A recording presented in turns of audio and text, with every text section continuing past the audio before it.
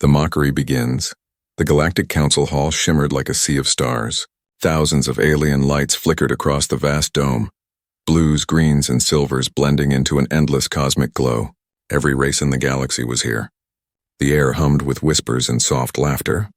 They were waiting for something strange and funny. At the center of the hall stood a single human, Captain Daniel Hayes. He looked calm, too calm. His black uniform carried the golden crest of Earth's Space Corps. His eyes, sharp and unreadable, scanned the crowd. Around him, alien nobles whispered and smirked. From the upper balcony, a voice boomed through the hall, deep and royal. By the last will of His Majesty, King Zorath of the Varn Dominion, his daughter, Princess Urava, shall be inherited by Captain Daniel Hayes of Earth.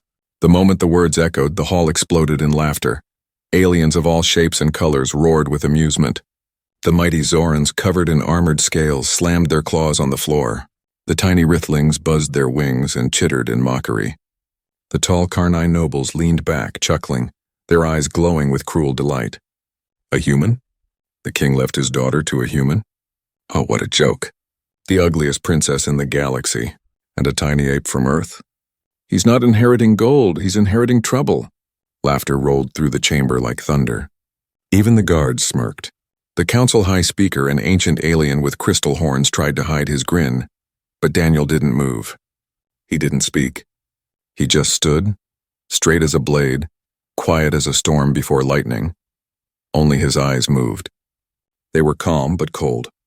He looked at each laughing face one by one, memorizing them. Then with a slow and steady voice he spoke. Is this how the great Galactic Council honors the will of a king? His words hung heavy in the air. The laughter faded only for a moment. Then came another wave of chuckles, even louder than before. Oh, he's serious. The human actually believes he's part of this. You're not a king, human. You're a charity case. Enjoy your gift, and if you survive it. Daniel didn't reply. His hand brushed the side of his uniform, where a small metallic pendant rested, the symbol of King Zorath's personal seal. The late king had given it to him during the last war, when humans and Varn fought side by side against the Void Swarm. A memory flashed in Daniel's mind, the king's dying words on the battlefield. When I'm gone, protect my daughter. She carries something the galaxy isn't ready to understand. Back in the council hall, Daniel's lips curved into a faint, unreadable smile. The high speaker tapped his staff, silencing the noise. Captain Hayes, as per the royal code, you are now bound to Princess Urava of the Varn Dominion. You may take her to your custody as your inheritance. Or, said a laughing Karnai lord, you may run away before she eats you. The crowd laughed again, but Daniel didn't. He simply said, I accept. The hall fell quiet. For the first time, the laughter stopped completely. Even the most arrogant nobles blinked in surprise. You accept? The speaker repeated. Daniel nodded. Yes, King Zorath trusted me. I honor that trust. The silence turned into confused murmurs. He must be mad, or desperate, or both. The speaker sighed. So be it, human, but remember, the council will not protect you from what comes next. Daniel turned to leave. As he walked through the grand doors, hundreds of alien eyes followed him, some mocking, some curious, and a few afraid. Outside the dome, the stars stretched like rivers of fire. Daniel stopped for a moment on the balcony overlooking the twin suns of the Varn Dominion. His reflection glimmered faintly on the crystal floor. He whispered to himself, they can laugh. They don't know what's coming. Far away, inside the royal chambers of the Varn Palace, Princess Urava stood before a dark mirror. Her reflection shimmered, her features alien yet strangely graceful. Large eyes, silver scales, and a crown made of living crystal. She touched her face with trembling hands. Ugly, she whispered. That's what they call me, her voice cracked. She had heard the laughter from across the city. The council broadcast had gone to every system. Her father was gone, her people ashamed of her, and now she was to belong to a human, one they all mocked. She turned toward the stars and whispered, Father. Why him? In the silence, the pendant on her chest began to glow faintly, the same light that shone in Daniel's pendant. A hidden connection. A forgotten promise. Back in the council dome, the high speaker gathered the nobles. Let the human have her. Let him suffer. Within a week, he'll beg to leave the galaxy. They all laughed again, but none of them noticed that the floor beneath the dome was trembling, faintly, quietly, as if something ancient had awakened, something tied to the king's bloodline, and to the human who dared to accept it. As Daniel's ship rose from the surface, he looked down at the shining planet of Varn. The laughter still echoed in his mind, but so did the king's words. She carries something the galaxy isn't ready for. Daniel smiled again, this time darker. Then it's time they learned. His ship vanished into the starlit void. The Galactic Council believed they had mocked a fool. They had no idea they had just started a war of destiny, one that would shake every world under the stars. The princess no one wanted Dr. Royal Palace of Varn stood like a wounded beast under the twin suns, ancient, broken, and silent. The banners of the old king still hung across the marble towers torn by time and war. Inside those halls lived the secret everyone feared, the princess no one wanted. Princess Uruva sat alone in the great crystal chamber, surrounded by mirrors that reflected her in 100 angles. Her skin shimmered like silver glass. Her eyes glowed faintly blue, but the sadness behind them was darker than space itself. Every reflection whispered the same words the galaxy repeated. Monster, cursed, the king's mistake. She closed her eyes. She could still hear the laughter from the council. Even from miles away, the mocking voices had reached her heart. She knew her fate had been decided. Her father was gone, and now she was nothing more than a joke in the stars. But what hurt her most was his choice. Her father's will. A human? Why would you give me to a human? Her voice echoed through the empty chamber. Only the wind from the broken skylight answered her. Miles above, Captain Daniel Hayes' ship descended through the golden clouds. He stood in silence as the planet grew closer on the screen. His reflection in the glass showed tired eyes but a mind full of purpose. The ship AI spoke softly. Captain, we are entering Varnian royal airspace. Scanners show high security around the palace. Daniel smirked. Good. That means she's still important. The guards at the landing deck weren't happy to see him. Their reptilian faces twisted in disgust. One of them hissed, "Human, you are not welcome here. Take your inheritance and leave." Daniel didn't flinch. Then bring her to me, he said calmly, so I can leave sooner. The guards exchanged looks. They didn't know whether to laugh or fear. None of them dared go near the princess's chamber. Not after what happened to the last man who insulted her. His body had been found days later, floating in orbit, eyes burned out, skin turned to crystal. Inside, Uruva heard footsteps approaching. She turned, expecting another cruel messenger. But the door opened, and instead of mockery, she saw something she had never seen before in alien eyes. Calmness. Daniel stepped in. His boots echoed against the crystal floor. He stopped a few feet away, studying her, not like a collector looking at a prize, but like a soldier recognizing another survivor. Princess Uruva, he said quietly. I'm Captain Daniel Hayes. She turned her gaze away. You came to see the cursed one? I came to see the king's daughter. Her eyes snapped toward him. For the first time, someone used her title with respect. You humans, she said bitterly, you must be desperate. You think inheriting me will give you power or money? Daniel shook his head. I don't want your kingdom. I want the truth. The truth? She asked, confused. He pulled the pendant from his neck, the king's seal glowing faintly in the dim light. Your father gave me this before he died. He said you carry something the galaxy isn't ready for. The glow from the pendant pulsed, and at the same moment, the gem on Uruva's chest responded, glowing the same blue light. The air between them shimmered like heat waves. Uruva stepped back, startled. How did you activate it? I didn't, Daniel said softly. You did.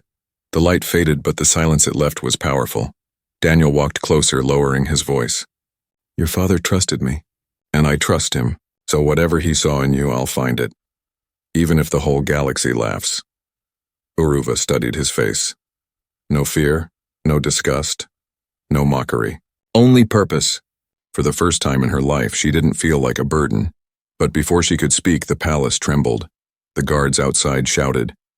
A red alarm filled the halls. Through the broken skylight, Uruva saw flashes of fire, council ships hovering above the palace. They're here already? She gasped. Daniel pulled a blaster from his belt and scanned the window. They want you dead before the inheritance is official. The council won't let a human carry royal blood. We have to run, she whispered. No, Daniel said, his voice cold. We fight, Uruva stared at him, confused. You would fight for me? For a monster? Daniel's reply was steady like steel. You're not a monster. You're a key. He turned toward the door as the first explosion hit. The walls cracked, sending shards of crystal flying.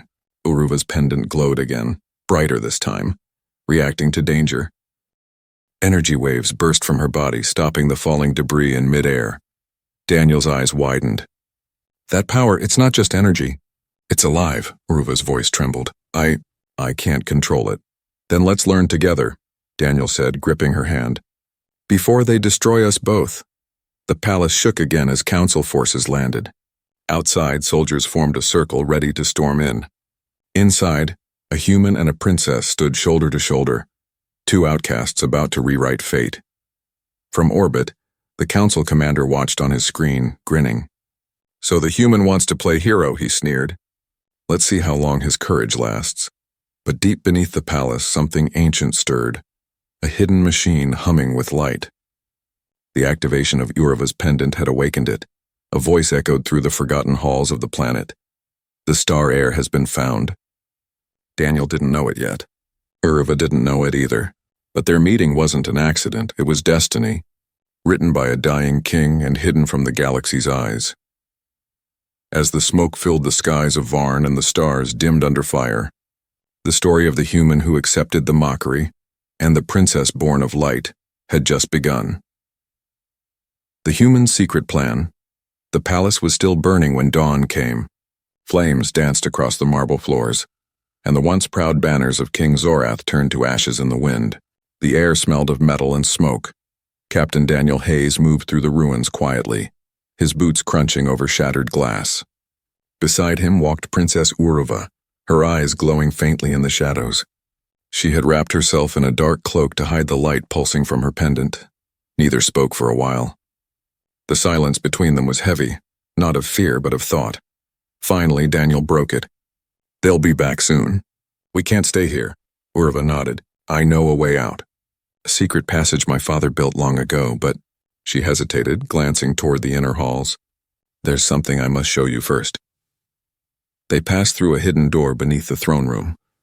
Behind it lay an ancient staircase that spiraled downward, deeper than the palace itself. As they descended, Daniel noticed strange symbols glowing on the wall, not Varnian, not human. What language is that? He asked. Uruva's voice trembled slightly. Older than my people. My father said it came from the first builders and beings who shaped the stars. The deeper they went, the colder it became. Energy hummed faintly through the stone. Finally, they reached a chamber filled with floating lights and metallic scrolls. In the center stood a crystal orb shining like a trapped star. This, Uruva whispered, is the king's heart. Daniel frowned. The king's what? Before he died, my father uploaded part of his consciousness here. It's connected to the StarCore protocol. Daniel froze. He had heard that name before. Whispered in secret meetings between human admirals.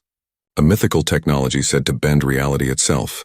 A weapon that could rewrite the laws of physics. You mean, your father actually created it? Uruva nodded slowly. And he hid it, in me. Daniel's breath caught. In you? She touched the pendant glowing on her chest. This gem is bonded to my life force. If I die, the StarCore dies with me. The truth hit Daniel like a thunderbolt. No wonder the council wanted her gone. If they could control the StarCore, they could rule every planet in the galaxy. He turned toward the orb, watching faint images flicker across its surface. Visions of the king, battles fought and stars collapsing into black holes. Then a voice echoed through the room, deep, calm, and unmistakable. Captain Hayes. Daniel froze. That voice... The orb shimmered, and the image of King Zorath appeared, tall, proud, and made of light. If you are hearing this, the king's echo said, then I am dead, and my daughter stands beside you. Uruva stepped forward, tears welling in her eyes. Father. Listen carefully, the hologram continued. The council believes they can control destiny. They mock the human spirit because they do not understand it. But I saw what humanity can become, and that is why I chose you, Captain Hayes. The king's image turned toward Daniel. The Star Corps responds to courage, not blood. Only two hearts, one human, one royal, can awaken it. Together you can either create a new era or end everything. The image began to fade. Uruva reached out. Wait! Father, what did you mean? But the light vanished, leaving only silence and the faint hum of power. Daniel clenched his fists. So that's it. That's why they laughed at me. Uruva looked confused. What do you mean? He turned toward her, eyes sharp. They weren't just mocking me. They were trying to make me walk away, to make sure no human ever touched this secret. He paced across the room, his mind racing. If what your father said is true, the Star Corps needs us both. The Council doesn't want that. They want control under, and they'll kill us before they let that happen. Uruva stared at him, fear mixing with awe. Then what do we do? Daniel looked at the floating lights and then at her pendant. We hide, we learn, and then we strike. Strike? You want to fight the Galactic Council? Daniel smirked, a spark of madness in his eyes. No, I want to outsmart them. Humanity may be small, but we've survived worse than laughter. Suddenly the floor shook. The chamber lights flickered. A sharp alarm blared through the walls. They found us, Uruva whispered. Daniel's eyes darted to the ceiling. Drones, black, metallic, and silent, dropped through the cracks like shadows. Run, Daniel shouted. Uruva raised her hands instinctively. The pendant on her chest flared. Blinding blue light burst from her palms, throwing the drones back in a wave of energy. Daniel pulled her behind a pillar as explosions tore through the chamber. Dust and fire filled the air. You can control it, Daniel yelled. No, it's reacting on its own, Uruva shouted back. He looked around, spotting a narrow exit tunnel. Move! They sprinted through the corridor as the ceiling collapsed behind them. The sound of metal and screams echoed through the ruins. When they finally reached the surface, their ship was already surrounded by council ships. Uruva turned to him. They'll kill us both if we stay. Daniel grabbed her shoulders. No, Princess. They won't kill us, not if we make them believe we're already dead. She blinked. What do you mean? He smiled, a dangerous, fearless smile. Every human has a backup plan. Time to use mine. He tapped his wrist device. A signal flashed through space. Moments later, a hidden human vessel uncloaked in orbit, black and silent like a ghost. The council soldiers looked up in confusion. Too late. The ship's EMP pulse erupted, cutting power across the entire fleet. Daniel grabbed Uruva's hand and shouted, Welcome to humanity's Plan B. They ran into the ship as it lifted off, vanishing into the void before the council could recover. Far behind them, the ruins of the palace glowed.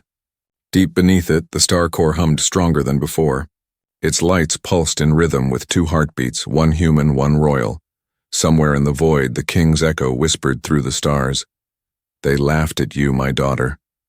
But soon, they will kneel. The council's trap, the black of space stretched endlessly. Silent. Cold. Through that darkness glided a single ship. The horizon's edge. A small human vessel, scarred and tired, hiding between drifting asteroids. Inside it, two fugitives watched the galaxy hunt them.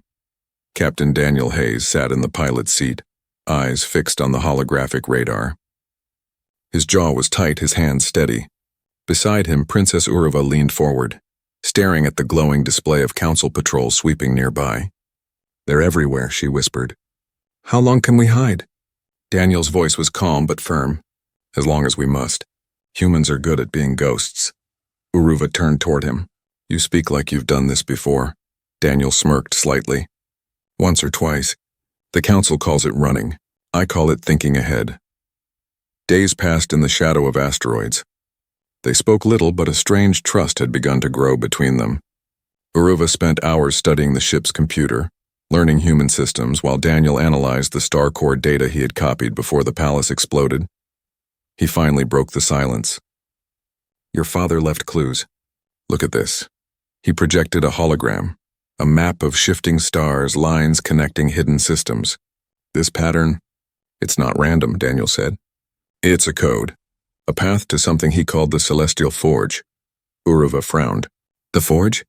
My father spoke of it only in legends. He said it was where stars were born. Or destroyed. Daniel leaned back. Then that's where we're going. But Uruva shook her head, fear flickering in her eyes. No one who seeks the forge ever returns. Daniel smiled faintly. Good thing I'm not no one. Far away, on the Council's flagship Obsidian Crown. The Galactic Council gathered once again, but this time no one was laughing. High Speaker Vorak, the reptilian leader, slammed his claw on the table. You told me the human was dead. That ship destroyed half a fleet. Another alien, cloaked in gold, hissed softly. You underestimate humans, as always. Their kind is small, but their minds are sharp. A hologram flickered to life. Daniel's face. He's not just running, Vorak growled. He's planning something. The gold-cloaked alien smirked. Then let's give him what he wants and a chance to trust us. Vorak narrowed his eyes. Explain. Send him a message. Offer peace. Tell him the council will pardon him and his princess if they meet for negotiation. Vorak bared his teeth. And when he comes? We closed the jaws. Back aboard the Horizon's Edge, Daniel's console beeped. A transmission flickered through static.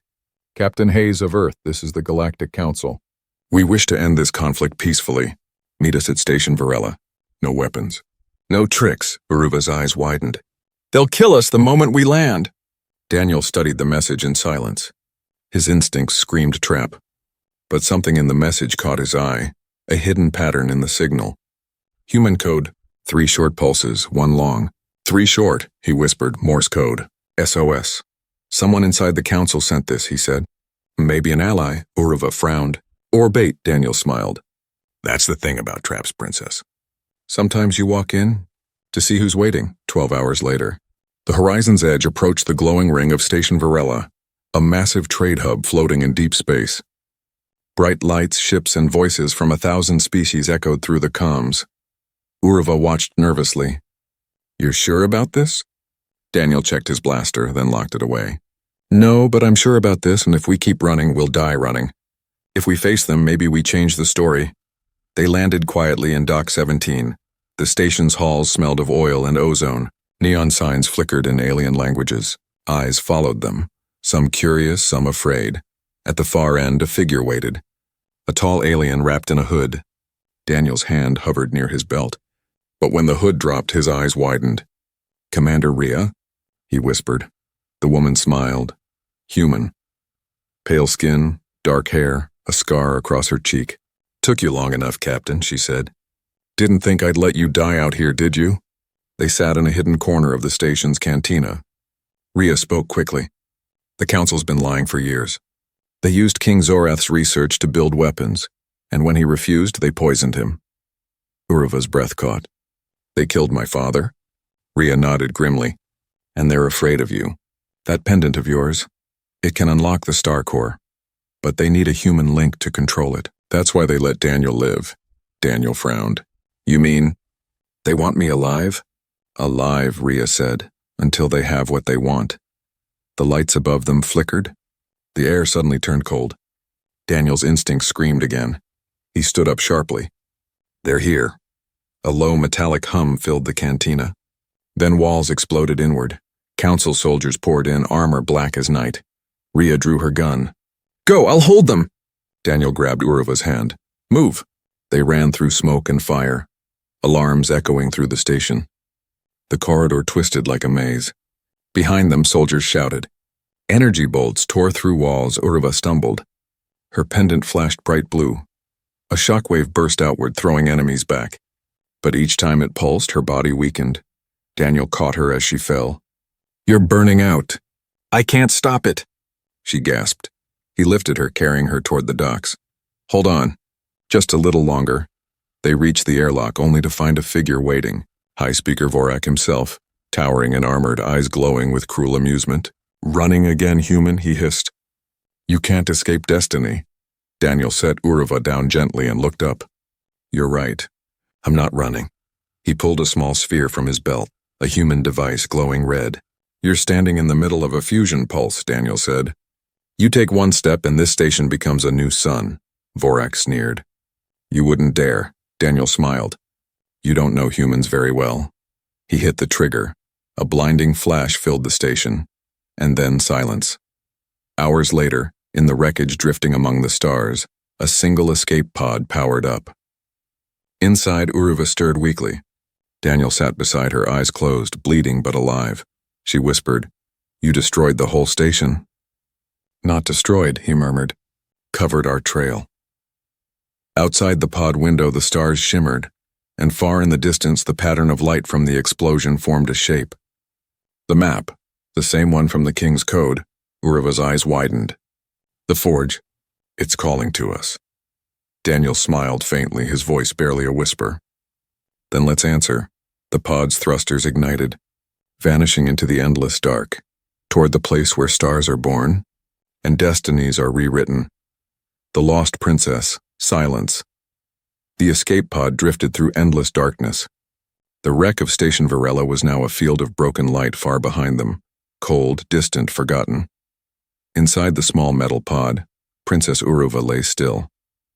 Her skin was pale silver, her breathing faint. The glow from her pendant had faded, leaving only a weak pulse of light, like a dying star. Captain Daniel Hayes sat beside her, his uniform torn, his arm wrapped in bandages. He hadn't slept in 2 days. His eyes were fixed on her face, waiting, hoping. "Come on, Princess. Open your eyes," he whispered. Nothing. He checked the pod systems again. Oxygen low, energy lower. Every warning light on the console flashed red. They were drifting between star systems, no signal, no rescue, no hope. But Daniel wasn't the kind of man who gave up. He never had been. He reached into his pocket and pulled out the king's seal, the pendant the old monarch had given him. Its light flickered weakly, then brightened as he brought it closer to Uruva's gem. The two stones began to hum in sync. A faint blue beam connected them. Daniel froze. "What the—" Suddenly Uruva gasped. Her eyes snapped open, glowing bright like twin stars. The air around them rippled with invisible force. The pod's walls shook. Sparks flew. Daniel grabbed her hand, shouting over the noise. "Uruva, it's okay. You're safe." Her voice came out like a whisper of thunder. "Nope, not safe. The core is calling." Then her vision went white. She wasn't inside the pod anymore. She stood in a boundless void, stars swirling like fireflies around her. And from the distance she heard his voice. "My daughter." King Zorath appeared before her, made of light and memory. "You've awakened the second bond," he said. "The Star Core has chosen its path." Uruva's voice shook. "Father, why did you hide this from me? Why make me like this?" The king smiled sadly. "Because the galaxy fears what it cannot understand. You are not cursed, my child. You are evolution." "Evolution?" "Your body holds the DNA of many races. Human, Varnian, and the ancient builders. You are the bridge between life forms, the key to unity or destruction." Uruva stepped back, trembling. "I'm not even real." "You are more real than anyone," the king said gently. "But power comes with pain. And the human beside you, he is the only one who can hold your heart steady when the stars begin to burn." The vision started to fade. "Father, wait, what happens next?" "When the forge calls, answer wisely. It can remake the universe, fight or erase it. And then, brilliance." Uruva's eyes snapped open again, back in the pod. Her pendant glowed brighter than ever, and Daniel had to shield his eyes. "Hey, easy. You'll fry the systems." The light faded slowly. Uruva sat up, breathing hard. Her face was pale, but her gaze was strong, focused. "Daniel," she said, "I know what the Star Core is now, and why the Council fears it." Daniel raised an eyebrow. "I'm listening." "It's not a weapon," she said softly. "It's a creator. It can build life and or unmake it. My father locked it to me so no one could use it for war." Daniel whistled. "So you're saying the galaxy's most powerful device is alive?" "Yes, and it's waking up." Before Daniel could respond, the pod jolted violently. The sensors screamed. A shadow loomed in the void, a massive ship emerging from hyperspace. Its hull bore no markings, but its shape was unmistakable. A council hunter ship, Daniel cursed. "They found us again." He tried to power the pod, but it was useless. The engines were dead. The hunter ship locked a tractor beam onto them. Uruva clenched her fists. "We can't be captured, Daniel. If they take me—" "I know," he said. "We're not letting that happen." He pulled open a hidden compartment in the floor. Inside was a small metallic cube, a human stealth beacon. This will hide your signal for a few minutes, Daniel said. But only one of us can use it. Uruva stared at him. No, you're not staying behind. Daniel smiled faintly. You're the key to everything. I'm just the guy who keeps you alive. She grabbed his hand, her eyes shining. You're not just anyone, Daniel Hayes. My father chose you for a reason. You carry something too, Daniel frowned. What do you mean? Before she could answer, the pod shook again. The council ship fired grappling bolts. Alarms screamed. It's now or never, Daniel shouted. Hide your light and run when I open the hatch. Daniel, no! He hit the override. The hatch blew open. Air roared into space. Daniel pushed the cube into her hands, his voice calm even as the wind tore at him. You find the forge, he said. Finish what the king started. Uruva reached out screaming, but he was already gone, pulled into the black void. The pod tore free of the beam, spinning into darkness. Hours passed. The stars blurred. Uruva floated in silence, tears drifting in zero gravity. She replayed his last words again and again. Find the forge. Her pendant flickered once, then projected a map in front of her, stars connecting into a shape she had seen before, a giant ring of light. The celestial forge, her father's voice whispered in her mind. The human's heart lights the path. Follow it. She wiped her tears, her expression hardening. I'll find him, she whispered. Even if I have to tear the galaxy apart. Meanwhile, in the wreckage of space, a small emergency beacon blinked. A human hand reached out, weak but alive. Daniel Hayes, floating among debris, opened his eyes. Above him, the silhouette of another ship appeared. But it wasn't Council. Its hull was human-made. A voice came through his earpiece. This is Commander Rhea of the Earth Vanguard. Captain Hayes, we've been tracking your signal. Hang on, we've got you. Daniel smiled faintly before losing consciousness. Somewhere far away, two fates began to move toward each other again, human and alien. Light and fire, both heading toward the same destiny. The celestial forge awaited. And the galaxy's final story had just begun. Rise of the star-air darkness swallowed the stars. Then, a heartbeat echoed through the void, slow, powerful, endless. Somewhere between dying suns and silent worlds, Princess Uruva opened her eyes. The pod systems were dead, but she wasn't. She floated in zero gravity, surrounded by a storm of golden light.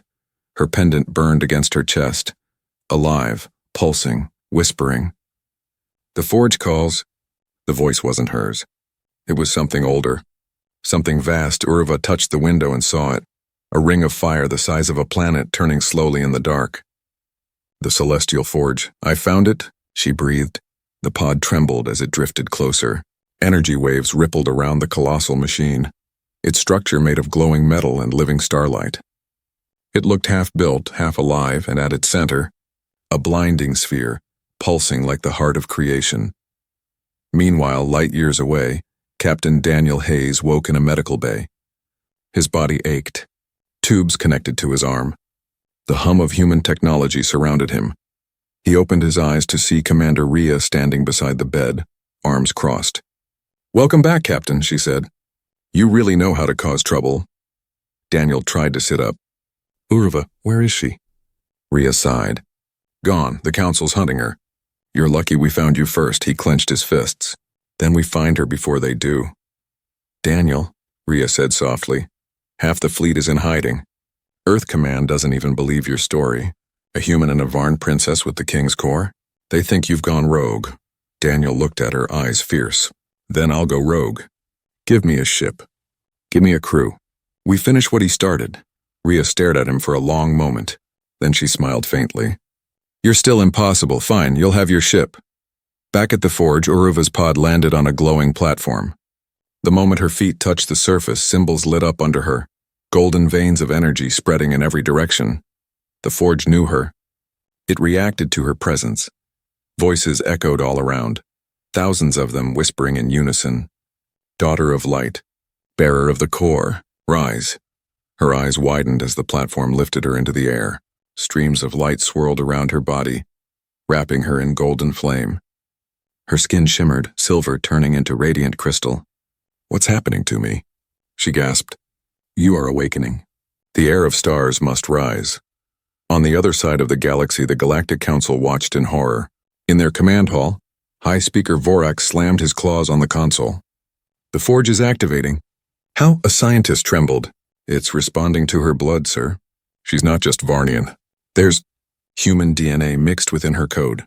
Vorak's eyes narrowed. Human? Impossible. The king must have done it, the scientist said. He merged human resilience with Varn power. Vorak growled. Then she is the weapon. Destroy her before she completes the awakening. Daniel's ship, the Horizon's Edge 2, shot out of hyperspace. The crew, a mix of soldiers and scientists, worked fast. Captain, Rhea said, we've found her signal. She's near the forge. Daniel's heart pounded. Then that's where we're going. The navigator hesitated. Sir, the forge's energy is off the charts. It could vaporize us if we get too close, Daniel grinned. Then let's get just close enough. Inside the forge, Uruva stood at the edge of the core, a vast ocean of light swirling beneath her. A hologram appeared before her, the image of her father once again. You've reached the forge, my daughter. Tears filled her eyes. I understand now, Father.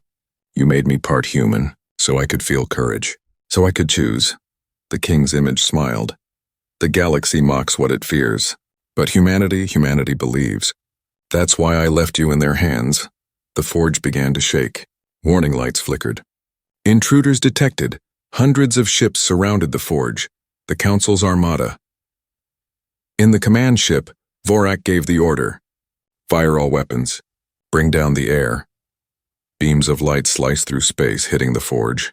Explosions rippled across its surface. But instead of collapsing, the forge absorbed the energy, feeding on it. Uruva raised her hand and the blasts bent around her like waves around a stone. You can't destroy creation, she said quietly. You only give it power. Her pendant flared, and from the heart of the forge, colossal machines emerged. Ancient star guardians, half machine, half light. The galaxy had never seen anything like it. At that moment, Daniel's ship dropped out of warp right above the chaos. His crew gasped at the sight of the glowing war between stars.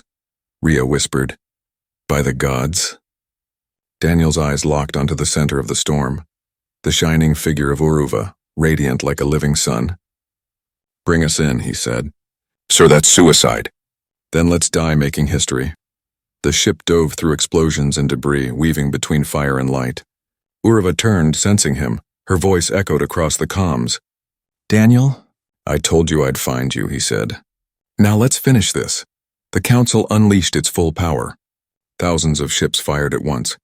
But Daniel and Uruva moved as one, human instinct and divine power in perfect rhythm. Uruva's light shielded his ship. Daniel's strategy broke the enemy lines. Then, through the storm, Vorak's warship emerged. Black, massive, unstoppable. You think love can defy the Council? He roared. Daniel smirked. No, but faith can. He launched the ship straight at Vorak's vessel. Uruva's pendant blazed. Energy surged. The two forces collided in a burst of cosmic fire. The explosion lit up half the galaxy. When the light faded, silence returned. The Council's fleet was gone. The forge stood glowing, calm and whole again. Daniel's ship drifted near the core, badly damaged but intact. Uruva appeared on the deck, surrounded by soft light. Daniel, barely standing, smiled. So, did we win? She smiled back, tears glimmering. We didn't just win, Daniel. We changed everything. She reached out her hand. The forge's light spread across space, healing broken worlds, restoring dying stars. The age of fear was over. The age of creation had begun. The Mocker's fall the galaxy was quiet after the War of Light. The forge hung in space like a newborn star, its golden rings turning slowly above the ruins of the Council's fleet. Whole constellations glowed brighter, as if the universe itself was breathing again. But peace never comes easily. Deep inside the forge's core, Princess Uruva stood at the window of a vast chamber, watching the stars pulse to her heartbeat. Her crystal silver skin shimmered with faint light. She could still hear echoes of the voices that had called her name. The builders, the king, the countless souls who had lived before her. Behind her, the doors slid open. Captain Daniel Hayes stepped in, bandaged but alive. The air seemed lighter when he entered. Still can't believe it, he said quietly. We survived the Council, and the galaxy is still turning. Uruva smiled faintly. We didn't just survive, Daniel. We changed the stars. He walked closer, watching her reflection glow in the glass. The council's gone. The forges across the systems are awakening. But what now, Princess? She looked at him, her eyes glowing with calm fire. Now we build what they destroyed. Across the galaxy, word spread. The Galactic Council, once proud and cruel, had fallen. Worlds that had been slaves to their laws now looked to the stars and whispered one name, the Star Heir. On distant planets, statues of old kings were torn down. Banners of unity rose, some human, some alien, all shining the same symbol, the twin light of Earth and Varn, but not everyone accepted peace. In the shadows of the destroyed council dome, High Speaker Vorak lived, scarred, furious, his once golden armor now blackened and broken. A human and a mutant princess, he hissed, staring at the holograms of their victory. They turned laughter into worship. He slammed his claw into the table. They will learn. The mockers never fall so easily. I will rise again.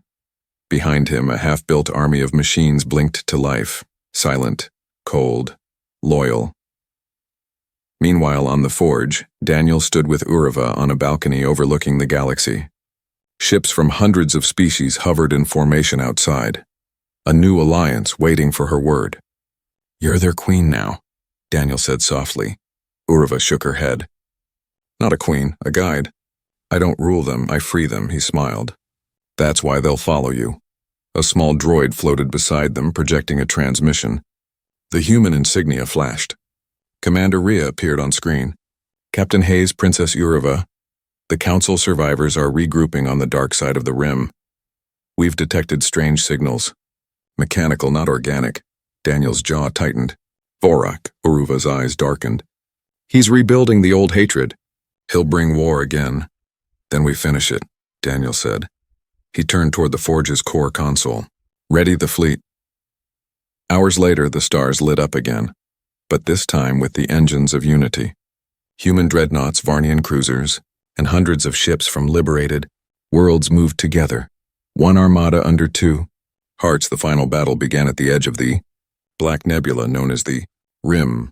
Vorak's machines waited there, thousands of drones shaped like nightmares, built from stolen council tech.